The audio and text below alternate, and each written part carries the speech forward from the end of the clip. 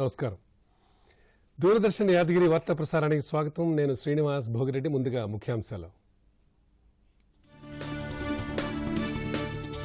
బాబ్రీ మసీద్ కేసులో ఎల్కే అద్వానీ, మురళీ మనోహర్ జోషి, కళ్యాణ్ సింగ్, ఉమాభారత్లపై అభియోగాలు కొట్టివేత. మొత్తం 49 మందిని నిర్దోషులుగా ప్రకటించిన లక్నో సిబిఐ ప్రత్యేక న్యాయస్థానం. కోర్టు తీర్పు చారిత్రాత్మకమన్న బీజేపీ సీనియర్ నేతలు. తన వ్యక్తిగత నిబద్ధత మరోసారి నిరూపితమైందని ఎల్కే అద్వానీ. అన్లాక్ 5 మార్గదర్శకాలను విడుదల చేసిన కేంద్ర హోంశాఖ. మల్టీప్లెక్స్, సినిమా హాళ్లు, పాఠశాలల పునఃప్రారంభానికి అనుమతి. అక్టోబర్ 15 నుంచి అమల్లోకి రానున్న మార్గదర్శకాలు. నీటిపారుదల శాఖ అధికారులతో రేపు భేటీ కానున్న సీఎం కేసీఆర్. అపెక్స్ కౌన్సిల్లో అనుసరించాల్సిన వ్యూహంపై చర్చ. బీసీల అభివృద్ధికి తమ ప్రభుత్వం కట్టుబడి ఉందన్న మంత్రి గంగుల కమలాకర్. సంక్షేమ పథకాలతో బడుగుల అభ్యున్నతికి పాటుపడ్డామంటూ వెల్లడి. సివిల్స్ ప్రిలిమినరీ పరీక్షల వాయిదా పిటిషన్ తోసిపుచ్చిన సుప్రీంకోర్టు. అక్టోబర్ 4న యథాతథంగా పరీక్షల నిర్వహణ. వివరాలు. బాబ్రీ మసీదు కూల్చివేత కేసులో 28 సంవత్సరాల తర్వాత లక్నో సిబిఐ ప్రత్యేక న్యాయస్థానం కీలక తీర్పు వెలువరించింది. ఈ కేసులో నిందితులుగా ఉన్న 49 మందిని నిర్దోషులుగా ప్రకటిస్తూ అభియోగాలను కొట్టివేసింది. బాబ్రీ కూల్చివేత ముందస్తుగా వేసుకున్న పథకం ప్రకారం జరిగింది కాదని, దీని వెనుక ఎలాంటి కుట్రలో ఉన్నట్టు ఆధారాలు లభించలేదని న్యాయమూర్తి ఎస్కే యాదవ్ తీర్పు వెలువరించారు. ఇదే సమయంలో సిబిఐ అందజేసిన ఆడియో, వీడియో ఆధారాలు ప్రామాణికంగా లేవని కూడా 2000 పేజీల తీర్పును వెలువరించారు. న్యాయస్థానం తీర్పుతో బీజేపీ సీనియర్ నేతలు ఎల్కే అద్వానీ, ఉమాభారతి, మురళీ మనోహర్ జోషి, కళ్యాణ్ సింగ్తో పాటు ఇతర నేతలు నిర్దోషులుగా బయటపడ్డారు. కోర్టు ఆదేశాల మేరకు BJP అగ్రనేతలు LK Advani, Murali Manohar Joshi, Uma Bharti video conference ద్వారా హాజరయ్యారు. అభియోగాలు ఎదుర్కొంటున్న వారిలో 26 మంది కోర్టుకు హాజరు కాగా, వీడియో కాన్ఫరెన్స్ ద్వారా 6 నిందితులు హాజరయ్యారు. మొత్తం 48 మందిపై అభియోగాలు నమోదు కాగా, దర్యాప్తు సమయంలో 17 మంది మృతి చెందారు. सुप्रीम कोर्ट के निर्णय के अनुसार वहां पे उनको कार सेवा करनी थी, तो ये कोई पूर्व प्रायोजित नहीं था। एक समय वो घटना हो गई और बाकी जितने भी ये बाकी लोग वहां पे उपस्थित नेता थे, भाजपा के नेता थे, वो लोगों ने प्रयास किया था उस घटना को रोकने के लिए। दूसरी बात, सीबीआई ने जो कैसेट्स दाखिल की थी वो भी कोर्ट ने माना कि वो टेम्पर्ड थी, सील बंद नहीं थी। तीसरी कोर्ट की ओपिनियन आई थी कि जो वहां पे जो पेपर्स की कटिंग्स कोर्ट सीबीआई ने दाखिल की थी उसकी कोई प्रिंट या उसका कोई बेस नहीं था कि वो कहां से आई, तो ये कोर्ट का ये निर्णय आया है।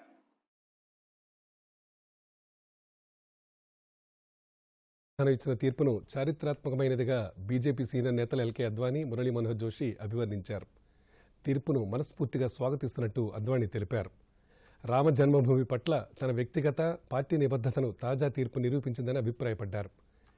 ఈ కేసులో న్యాయమే గెలిచిందని కేంద్ర మాజీ మంత్రి మురళీ మనోహర్ జోషి అన్నారు. మా ఉద్యమం సామాన్యులతో కూడినదని, దీనిలో ఎలాంటి కుట్ర లేదన్న విషయం తాజా తీర్పు ద్వారా నిరూపితమైందన్నారు.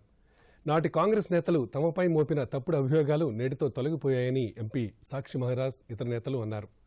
కోర్టు తీర్పుతో సత్యమేవ జైతే అని మరోసారి నిరూపితమైందని కేంద్ర సమాచార ప్రసార శాఖల మంత్రి ప్రకాష్ జవదేకర్ అన్నారు.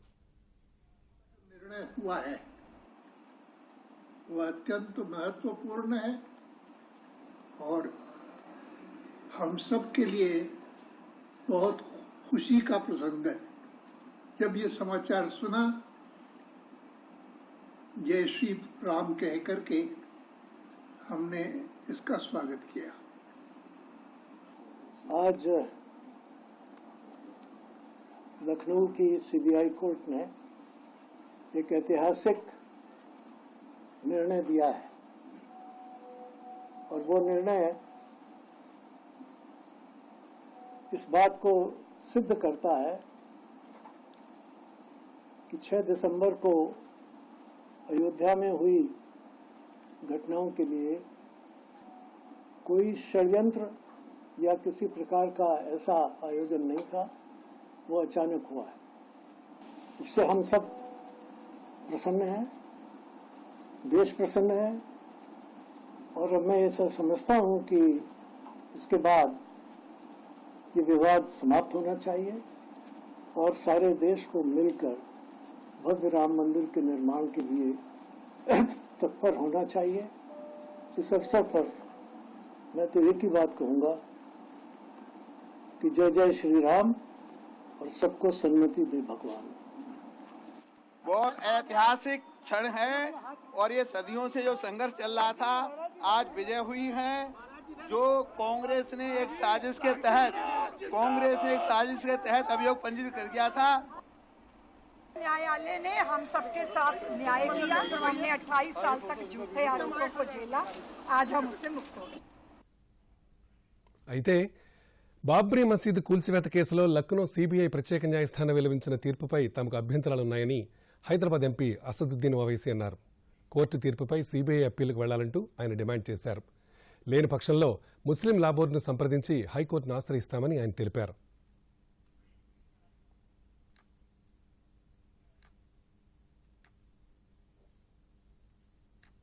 और अगर सीबीआई नहीं करती तो मैं मुस्लिम पर्सनल लॉ बोर्ड के जिम्मेदारों से अपील करूंगा कि वो इसके खिलाफ अपील करें। అన్లాక్ 5 మార్గదర్శకాలను కేంద్ర హోంశాఖ విడుదల చేసింది. సెప్టెంబర్ 30తో అన్లాక్ 4 గడువు ముగియడంతో మరిన్ని మినహాయింపులను ఇస్తూ మార్గదర్శకాలను విడుదల చేసింది. ఇదే సమయంలో కంటైన్మెంట్ జోన్లలో అక్టోబర్ 31 వరకు లాక్డౌన్ నిబంధనలు కొనసాగుతాయని స్పష్టం చేసింది. కంటైన్మెంట్ వెలుపల జోన్లలో సినిమా హాళ్లు, మల్టీప్లెక్స్లకు షరతులతో కూడిన అనుమతులు మంజూరు చేసింది. 50% సీటింగ్తో సినిమా హాళ్లకు అనుమతినిచ్చింది. దీంతో పాటు క్రీడాకారులకు శిక్షణ ఇచ్చే ఈత కొలనులు, పార్కులకు అనుమతినిచ్చింది. ఇదే సమయంలో రాష్ట్రాలు, కేంద్రపాలిత ప్రాంతాల్లో పాఠశాలల పునఃప్రారంభానికి అనుమతినిస్తూ ఆదేశాలు జారీ చేసింది. అయితే ఈ విషయంలో రాష్ట్రాలదే తుది నిర్ణయమని తెలియజేసింది. పాఠశాలల పునఃప్రారంభ సమయంలో విద్యాశాఖ నిబంధనల మేరకు భద్రతా చర్యలు చేపట్టాలని సూచించింది. పాఠశాలల్లో చిన్నారుల ప్రవేశం విషయంలో తల్లిదండ్రుల అనుమతి తప్పనిసరి అంటూ మార్గదర్శకాల్లో స్పష్టం చేసింది. వచ్చే నెల 6న జరగనున్న అపెక్స్ కౌన్సిల్ సమావేశంలో అనుసరించాల్సిన వ్యూహంపై సీఎం కేసీఆర్ కసరత్తు చేస్తున్నారు. ఇందుకోసం గురువారం ప్రగతి భవన్లో నీటిపారుదల శాఖ అధికారులతో సమావేశమవుతారు. ఆంధ్రప్రదేశ్ లేవనెత్తుతున్న అభ్యంతరాలతో పాటు రాష్ట్ర ప్రయోజనాలకు విఘాతం కలగకుండా సమర్థవంతమైన వాదన వినిపించేలా ఈ సమావేశంలో చర్చించనున్నారు. తెలంగాణ రాష్ట్రం 2014 జూన్ 2న ఏర్పడగా రాష్ట్రానికి నీటి కేటాయింపులు జరపాలని జూన్ 14న ప్రధానమంత్రికి లేఖ రాసినట్టు ముఖ్యమంత్రి తెలిపారు. అంతర్రాష్ట్ర నదీ జలాల చట్టం 1956లోని 3వ సెక్షన్ ప్రకారం లేదా నదీ పరివాహక ప్రాంతాల్లోని మొత్తం రాష్ట్రాల మధ్య నీటి పంపిణీ జరపాలని కేంద్రానికి సూచించామని అన్నారు. ప్రధానమంత్రికి ఈ లేఖ రాసి 7 సంవత్సరాలు దాటినా ఇప్పటివరకు ఎటువంటి స్పందన లేదన్నారు.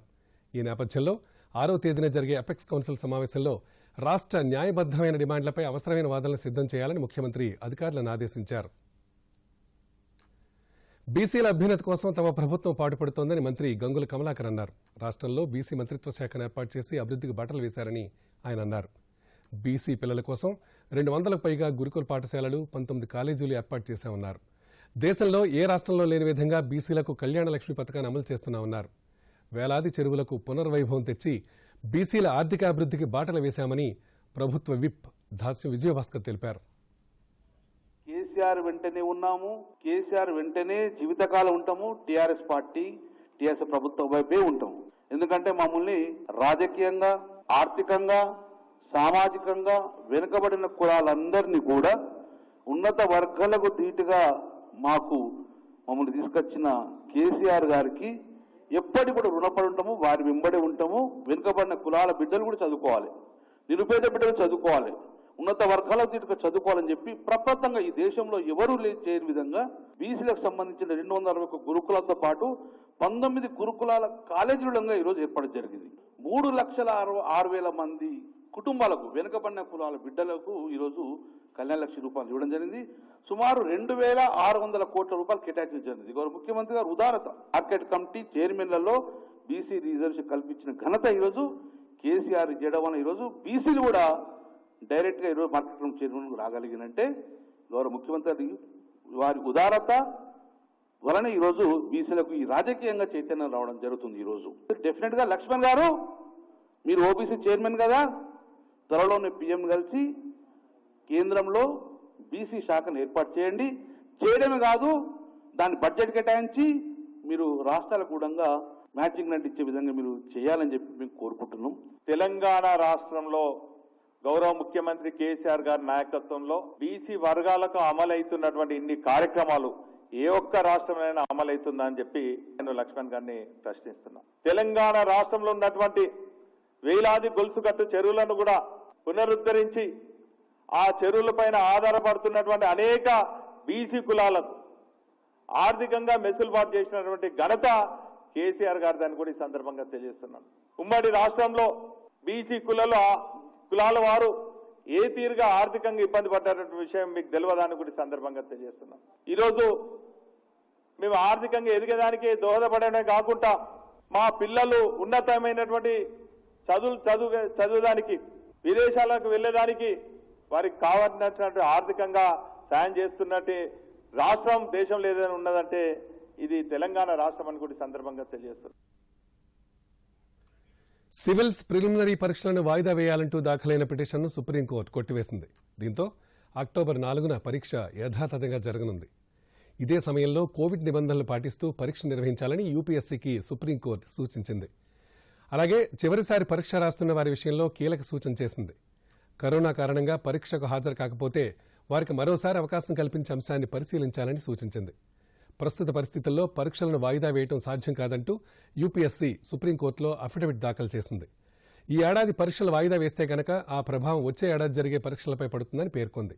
దీంతో యూపీఎస్సీ వాదనను సమర్థిస్తూ పిటిషన్ను కొట్టివేస్తూ తాజాగా ఈ సూచనలు చేసింది.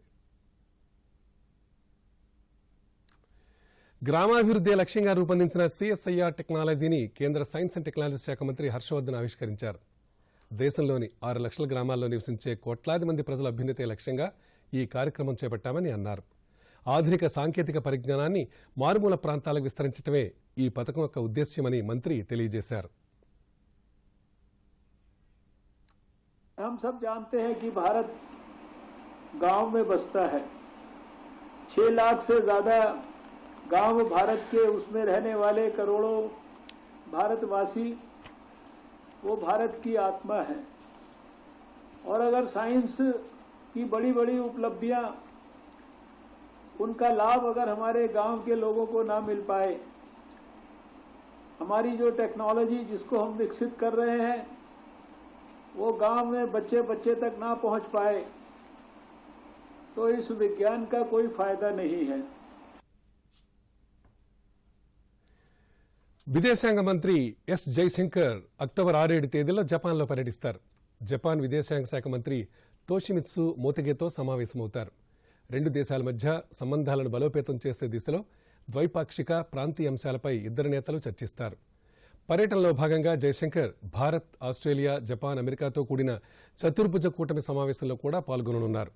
భారత్ పసిఫిక్ స్వేచ్ఛాయుత సమ్మిళిత వాతావరణం కొనసాగించేందుకు తీసుకోవాల్సిన చర్యలపై ఈ సమావేశంలో చర్చిస్తారని విదేశాంగ శాఖ పేర్కొంది. ఆస్ట్రేలియా, అమెరికా విదేశాంగ శాఖ మంత్రులతోనూ జైశంకర్ సమావేశమవుతారు. ఖమ్మం జిల్లా వ్యాప్తంగా పోషణ్ అభియాన్ మాసోత్సవాలు విజయవంతంగా ముగిశాయి. జిల్లా పరిధిలోని 1837 అంగన్వాడీ కేంద్రాలలో నెలపాటు పోషక మహోత్సవాలు నిర్వహించినట్టు జిల్లా పరిషత్ సీఈఓ ప్రియాంక్ తెలిపారు. జిల్లాలోని మారుమూల ప్రాంతాల్లోని లబ్ధిదారులకు సైతం పోషకాహారాన్ని అందించడంలో సిబ్బంది విశేషమైన ప్రతిభ కనబరుస్తున్నారని ఆమె తెలియజేశారు. పోషకాహార ఆవశ్యకతపై గర్భిణులు, బాలింతలకు అవగాహన కల్పించడంలో అంగన్వాడీ కార్యకర్తలు చొరవ చూపుతున్నారు. ఆరోగ్య సూత్రాలతో పాటు సలహాలు, సూచనలు కూడా అందజేస్తున్నారు.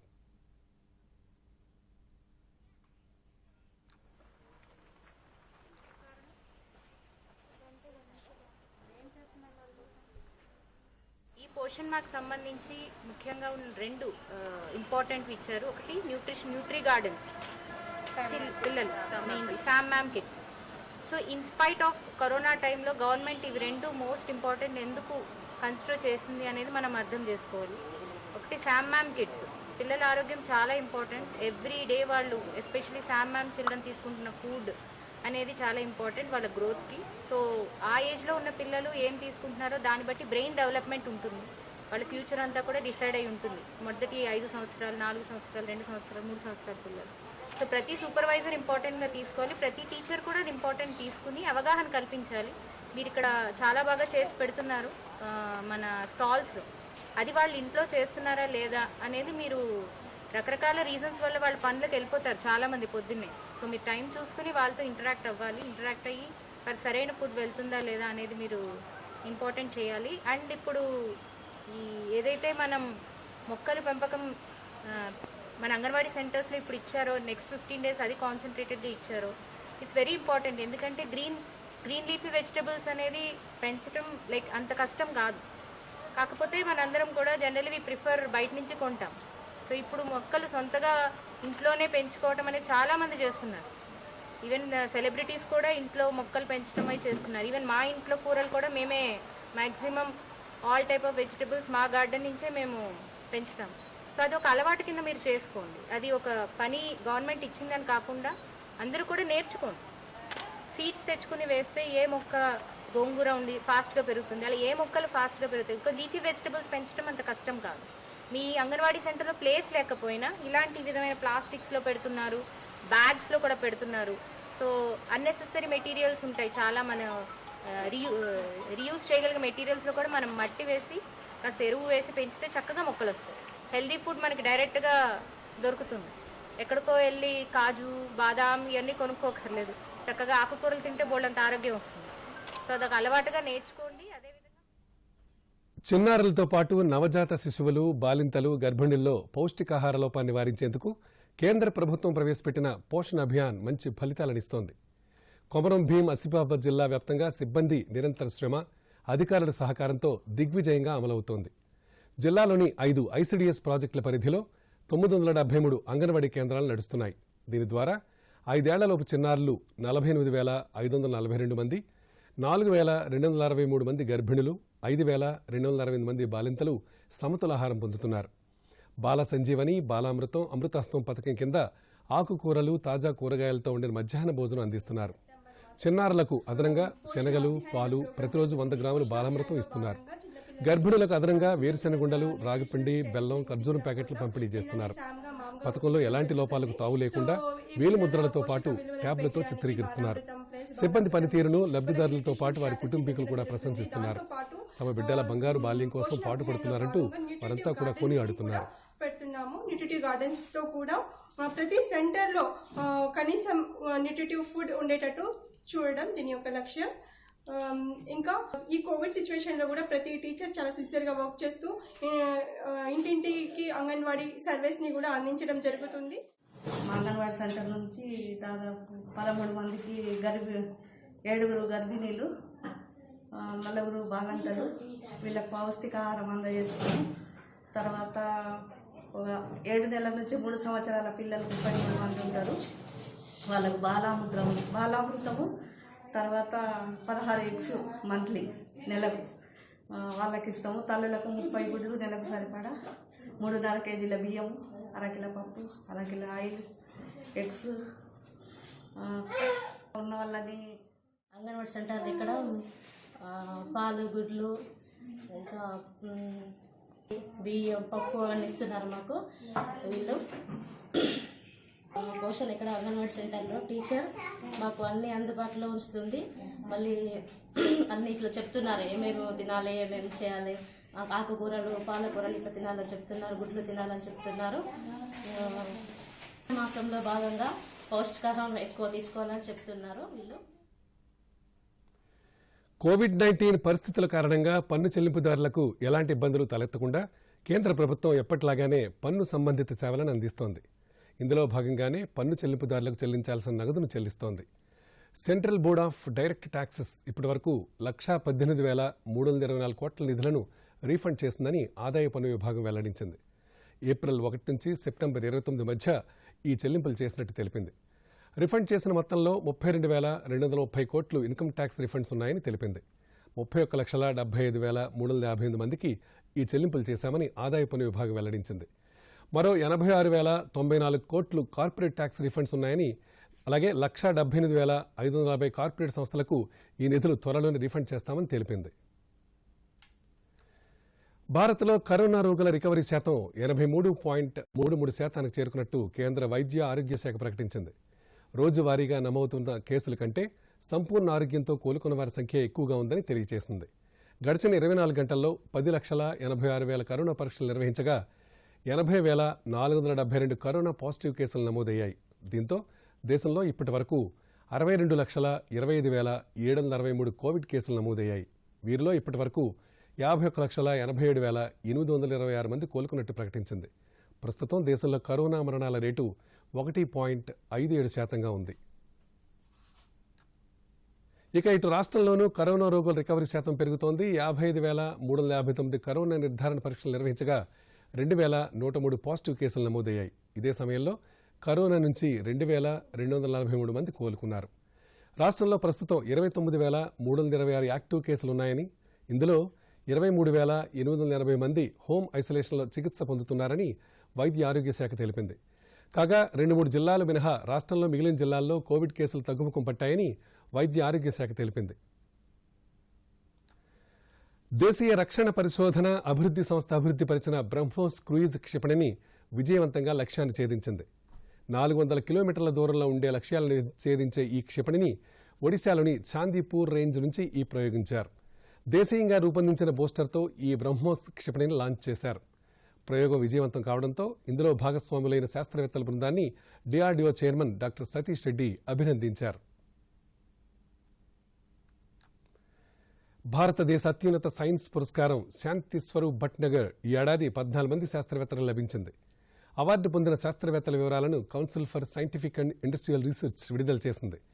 ఐఐటి ఖర్గ్పూర్ నుంచి డాక్టర్ అభిజిత్ ముఖర్జీ, ఐఐటి కాన్పూర్ నుంచి డాక్టర్ బుష్రా అతీక్ ఈ జాబితాలో ఉన్నారు. సైన్స్ అండ్ టెక్నాలజీ రంగాల్లో అంటే బయోలాజికల్ సైన్సెస్, కెమికల్ సైన్సెస్, భూమి, వాతావరణం, మహాసముద్రం, గ్రహశాస్త్రాలు, ఇంజనీరింగ్ సైన్సెస్, గణిత శాస్త్రాలు, మెడికల్ సైన్సెస్, భౌతిక శాస్త్రాలలో విశేష కృషి చేసినందుకు గాను ఏటా శాంతి స్వరూప్ భట్నగర్ అవార్డులను ప్రదానం చేస్తారు. ఈ అవార్డుతో పాటు 5 లక్షల రూపాయలను ప్రైజ్ మనీగా అందజేస్తారు. సంపూర్ణ పోషకాలను అందించడమే లక్ష్యంగా కేంద్ర ప్రభుత్వం ప్రవేశపెట్టిన పోషణ్ అభియాన్ క్షేత్రస్థాయిలో ఆశించిన స్థాయి ఫలితాలనిస్తోంది. బాలింతలు, గర్భిణులు, చిన్నారుల ఆరోగ్యానికి బాటలు వేస్తోంది.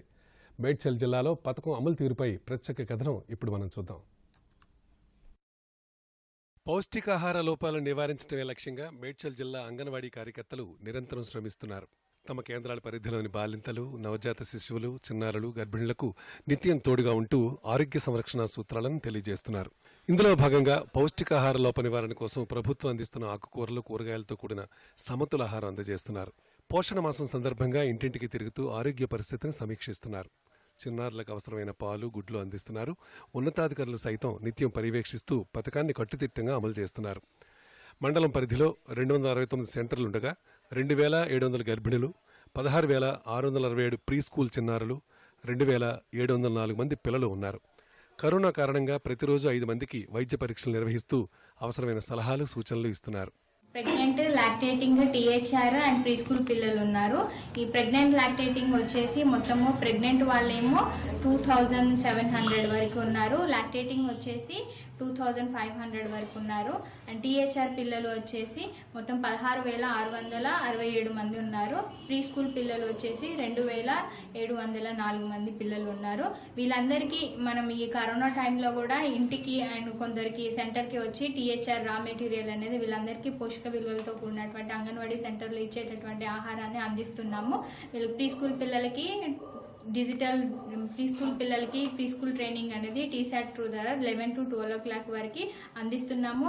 అండ్ ప్రెగ్నెంట్, లాక్టేటింగ్ వాళ్ళకి వాట్సాప్ గ్రూప్ క్రియేట్ చేసి డిజిటల్ కౌన్సిలింగ్ ద్వారా వాళ్ళకి మెసేజ్లు అందించడం జరుగుతుంది. ఈ పోషణ మాసంలో మనం చేయాల్సిన ఏంటంటే ముందుగా శామ్ మ్యామ్ అంటే పిల్లల్ని ఫస్ట్ అండర్ వెయిట్లో, స్టంటింగ్లో, వెయిటింగ్లో ఎవరైనా ఉంటే మనం ఫస్ట్ ఖచ్చితమైన వెయిట్లు తీసి వాళ్ళని గుర్తించాలి. సో అంటే ఎవరైనా శామ్లో కానీ మ్యామ్లో కానీ ఉంటే వాళ్ళకి పౌష్టికాహారం అంగన్వాడీ ద్వారా ఎక్స్ట్రాగా కూడా ఇచ్చి వాళ్ళని కొంచెం హెల్తీగా చేసే ఉద్దేశంతో ఇప్పుడు ఈ పోషణ మాసం ఉందన్నమాట ఈ నెలంతా. ఈ కార్యక్రమంలో భాగంగా మాకు మేడం వాళ్ళు చెప్పిన సలహాలు మా సిడిపో గారు చెప్పారు ఏంటంటే ప్రతిరోజు ఈ కరోనా టైంలో 5 పిల్లలకి మాత్రమే బరువులు తీయాలని చెప్పారు. ఎందుకంటే డిస్టెన్స్ మెయింటైన్ చేస్తూ ప్రతిరోజు 5 పిల్లలకి బరువులు తీయడం జరిగింది. ఒకవేళ వాళ్ళు రాలేని పక్షంలో మేము వాళ్ళ ఇంటికి వెళ్ళి కూడా బరువులు తీసాము. అంగన్వాడీ కార్యకర్తలు, అధికారుల పనితీరుపై లబ్ధిదారులు సంతృప్తిని వ్యక్తం చేస్తున్నారు. సంపూర్ణ పోషకాలతో కూడిన ఆహారం అందజేయడంతో పాటు ఆరోగ్య పరిరక్షణ సూత్రాలు తెలియజేస్తున్నారంటూ వాళ్ళంతా ఆనందం వ్యక్తం చేస్తున్నారు. నాకు కన్ఫర్మ్ అయినప్పటి నుంచి, గర్భిణి కన్ఫర్మ్ అయినప్పటి నుంచి మేడం కన్సల్ట్ చేశాను. నాకు కావాల్సిన పోషకాలన్నీ ఇక్కడ నుంచి మేడం అందిస్తున్నారు. ఇంటికి వచ్చి విజిట్ కూడా చేసి అన్ని ఇస్తున్నారు. పాలు, గుడ్లు, సరిపడా పోషకాలన్నీ నాకు ఇస్తున్నారు.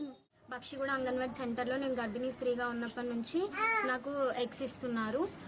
ఇంకా మిల్క్ అన్ని ప్రతిదీ కూడా పౌష్టికాహారం నాకు ఇచ్చారు. అండ్ ఇంటికి కూడా వచ్చి విజిట్ చేస్తున్నారు. ఇంకా మేము రాలేని సిచ్యువేషన్లో కూడా మాకు ఇంటికి తీసుకొచ్చి ఇస్తున్నారు. గ్రూప్ కూడా ఒకటి క్రియేట్ చేశారు వాట్సాప్లో. దాంట్లో మాకు సలహాలు సూచనలు అన్నీ ఇస్తున్నారు. ఇప్పుడు డిజిటల్ క్లాసెస్ కూడా మాకు ఆన్లైన్ ద్వారా చెప్తున్నారు. Bureau report, Doordarshan news.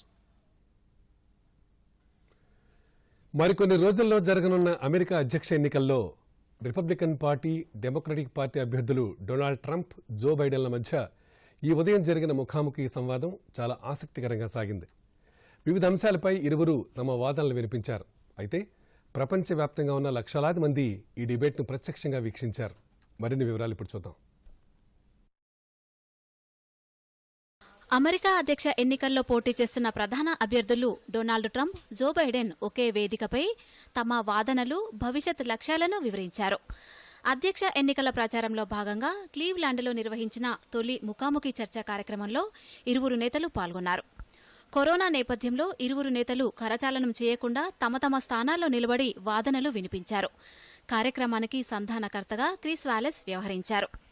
సుప్రీంకోర్టులో న్యాయమూర్తుల నియామకంపై తొలి ప్రశ్నను ఎదుర్కొన్న ట్రంప్ తన సహజసిద్ధ ధోరణిలోనే సమాధానమిచ్చారు. ప్రజలు తమకిచ్చిన అధికారం ద్వారా న్యాయమూర్తులను నియమించామన్నారు. ఇందులో ఎలాంటి విమర్శలకు తావులేదన్నారు. కరోనా కట్టడిపై సమాధానమిచ్చిన ట్రంప్, కోవిడ్-19 కట్టడికి తాను తీసుకున్న చర్యల వల్లే మరణాలు తగ్గించగలిగామన్నారు. లేదంటే 20 లక్షల మంది మృతి చెంది ఉండేవారని అన్నారు. ఒబామా కేర్ పాలసీ భారంగా మారడం వల్లే దాన్ని రద్దు చేసి కొత్త పాలసీని రూపొందించామన్నారు. ఇందుకు తీవ్ర అభ్యంతరం తెలిపిన జో బైడెన్, ఒబామా కేర్కు ప్రత్యామ్నాయాన్ని ఎందుకు తీసుకురాలేకపోయారని ప్రశ్నించారు. కోవిడ్ నియంత్రణలో ట్రంప్ ఘోరంగా విఫలమయ్యారని, వైద్య ఆరోగ్య విధానంపై ట్రంప్కు సమగ్ర ప్రణాళిక లేదంటూ విమర్శించారు. ట్రంప్ విధానాలతో అమెరికా ఆర్థిక వ్యవస్థ పూర్తిగా దెబ్బతిందని బైడెన్ ఆరోపించారు.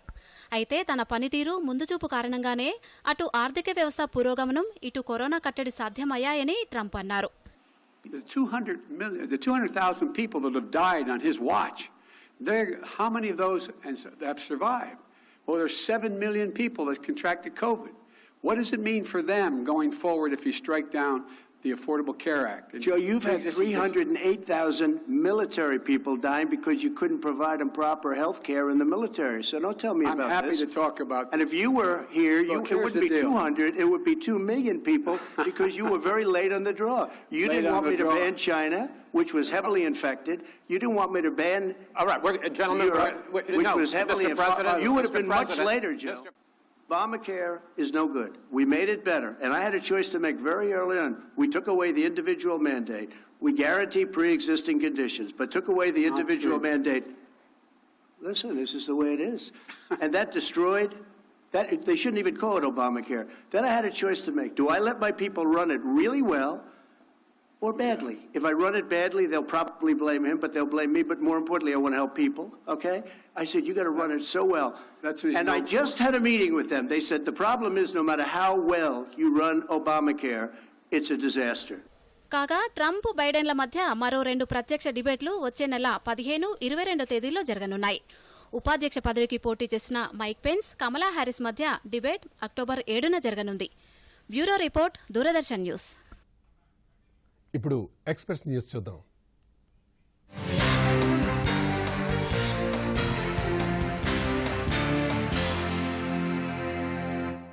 బాబ్రీ మసీదు కూల్చివేతలో అద్వానీ, మురళీ మనోహర్ జోషి, ఉమాభారతి, కళ్యాణ్ సింగ్ నిర్దోషులుగా ప్రకటించిన సిబిఐ కోర్టు మొత్తం 49 మంది నిందితులపై అభియోగాలను కొట్టేసిన న్యాయమూర్తి.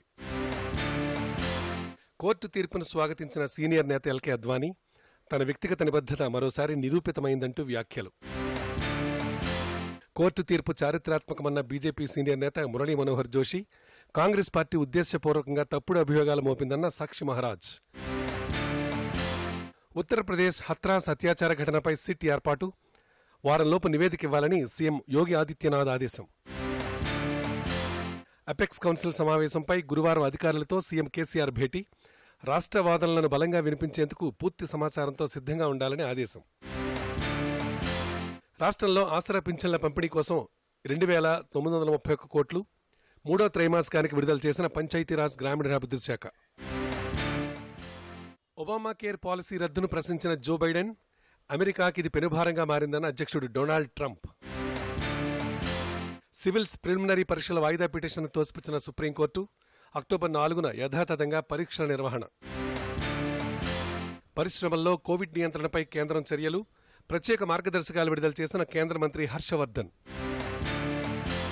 దేశంలో వేగంగా కోలుకుంటున్న కరోనా రోగులు 83.33% పెరిగిన రికవరీ రేటు.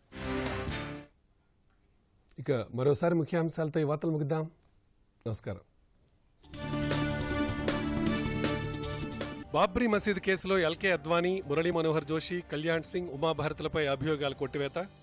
మొత్తం 49 మందిని నిర్దోషులుగా ప్రకటించిన లక్నో సిబిఐ ప్రత్యేక న్యాయస్థానం. కోర్టు తీర్పు చారిత్రాత్మకమన్న బీజేపీ సీనియర్ నేతలు. తన వ్యక్తిగత నిబద్ధత మరోసారి నిరూపితమైందని ఎల్కే అద్వానీ. అన్లాక్ 5 మార్గదర్శకాలను విడుదల చేసిన కేంద్ర హోంశాఖ. మల్టీప్లెక్స్, సినిమా హాళ్లు, పాఠశాలల పునఃప్రారంభానికి అనుమతి. అక్టోబర్ 15 నుంచి అమల్లోకి రానున్న మార్గదర్శకాలు. నీటిపారుదల శాఖ అధికారులతో రేపు భేటీ కానున్న సీఎం కేసీఆర్. అపెక్స్ కౌన్సిల్లో అనుసరించాల్సిన వ్యూహంపై చర్చ. బీసీల అభివృద్ధికి తమ ప్రభుత్వం కట్టుబడి ఉందన్న మంత్రి గంగుల కమలాకర్. సంక్షేమ పథకాలతో బడుగుల అభ్యున్నతికి పాటుపడ్డామంటూ వెల్లడి. సివిల్స్ ప్రిలిమినరీ పరీక్షల వాయిదా పిటిషన్ తోసిపుచ్చిన సుప్రీంకోర్టు. అక్టోబర్ 4న యథాతథంగా పరీక్షల నిర్వహణ.